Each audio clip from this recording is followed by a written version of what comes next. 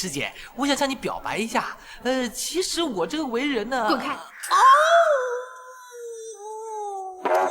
哎，韦大人，韦大人，你这是男人中的男人，你做的这么清楚啊！哎呀，真受不了你！我们来的算快了吧？我们知道方圆10里只有这家客栈，所以我们就赶来救你了。干嘛要你救啊？我老早就搞定那个老尼姑了。之所以跟到这里来，是想得到……哇，大人真是品味非凡呢，连老尼姑都想得到啊！卑职真是佩服佩服。哎，您老爸，我是想得到他的徒弟阿珂姑娘，有没有带我的行李来啊？当然有啊，连大人泡妞的战袍都带来了。哎，这小子挺机灵的，有前途。连我的马屁你也敢抢去拍？你。独臂神尼为了脱身，挟持韦小宝与吴应熊为人质，龙儿隔空传令神龙教的弟子，全力拦截平西王世子和一位老尼姑。神龙教4位护法转瞬杀到，因独臂神尼身受重伤，根本无力抗衡。几个回合下来，便渐落下风。危急关头，韦小宝急中生智，掏出随身带的火枪相助。枪声响起，4位护法不得已暂且离开。能够死在我一阳指之下，也算是你的福气。晚辈刚才斗胆用一阳指助神尼1倍之力，希望神尼不要见怪。什么一阳指？火枪就火枪嘛，你为什么帮我？脱险之后，独臂神尼点了吴应熊的睡穴，韦小宝也不再隐瞒身份，他不仅是陈近南的徒弟，还是天地会青木堂的香主。左脚反复，右脚清明，莫非你真是天地会的人？没错，晚辈韦小宝正是天地会的青木堂堂主。这就是我的令牌。假设陈近南派晚辈卧底宫中，今天得解师太这是3生有。师傅，你不要相信他，他很狡猾的。这令牌是真的。陈总舵主好了。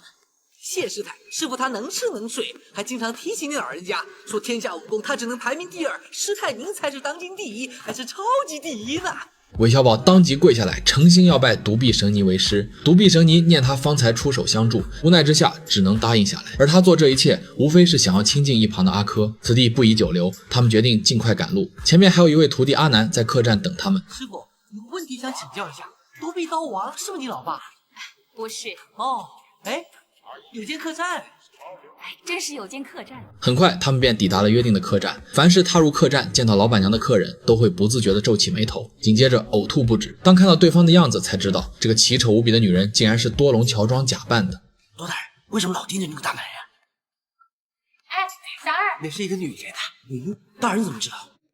凡是男人看见我都会吐的，只有他没有吐，那一定是女扮男装啊！哇，大人聪明盖世，属下对大人之敬要有滔滔江水，连绵不绝。学我老母，学我。很快，韦小宝几人来到客栈，在这里与等候多时的阿南相见。因为独臂神尼受伤，阿珂吩咐师妹带师傅去楼上疗伤，而自己则留在楼下看管吴应熊。因为吴应熊被点了聋哑穴，所以他根本听不到几人说话。韦小宝想要借机找阿珂解释之前两人的误会，希望化解对自己的偏见，却被阿珂果断拒绝。垂头丧气的韦小宝转身离开，不小心撞到了多隆。多隆这副乔装打扮的丑模样，让韦小宝忍不住胃里翻江倒海，呕吐不止。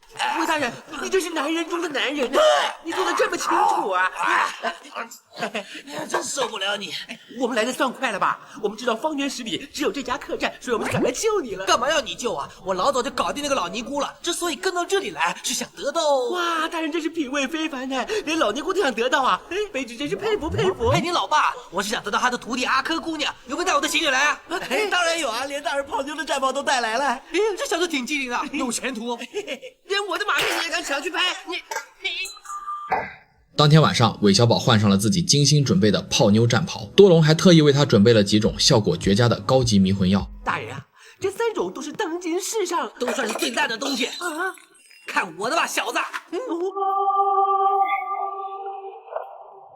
哇，什么东东啊？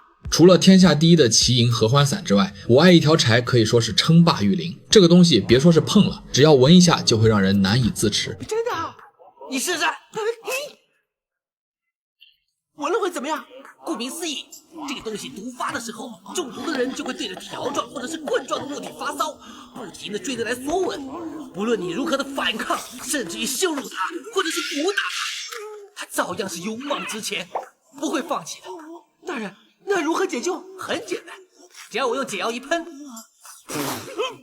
有了如此奇药，两人都笃定今晚韦小宝一定可以得偿所愿。另一边的阿珂正守在吴应熊身边，虽然他无法开口说话，却在地上写了解穴2字。阿珂看着地上的字迹，又想起此前吴应熊出手救过自己，心中顿时生出几分好感与恻隐之心，终究还是心软，为他解开了身上的穴道。吴应熊当即开口向阿珂深情表白，还说他日自己父王推翻满清，登基称帝，自己便是太子，到时候一定会封他为太子妃。吴应熊的一番甜言蜜语让阿珂更加心动。就在这时，韦小宝突然进来，恰好瞥见地上吴应熊写的字迹，两人顿时慌了神，生怕韦小宝看出破绽。哎呀，写的这么恶心，是不是你写的这2个字啊？是不是啊？你惨了你！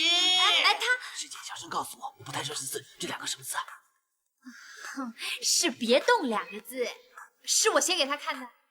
哦，韦小宝趁机将迷魂药悄悄撒在了身旁的凳子上，他想要搬凳子给阿珂坐。就在这时，独臂神尼突然进来，二话不说便径直坐在了撒满药粉的椅子上。韦小宝见状，吓得心都提到了嗓子眼，连忙小心翼翼询问身体有无异常。可独臂神尼并没有感到任何异常，还说已经用内力逼出了体内的内伤。他吩咐韦小宝先出去，自己有话单独跟阿珂说。可韦小宝刚走出房门，就碰到了药性发作的独臂神尼。中了我爱一条柴的神尼浑身燥热难耐，疯疯癫癫向多龙追去。吴应熊见状，趁机想要逃跑，一旁的阿南拔剑阻止。他劝告阿珂，若是放了吴应熊，师傅一定会责怪他。可此时的阿珂早已被吴应熊的甜言蜜语迷了心窍，根本听不进阿南的劝告。阿珂竟然狠心点了师妹的睡穴，随后两人趁乱离开客栈。就在这时，神龙教主龙儿追到这家客栈。老尼姑，赶快把世子跟韦小宝交出来！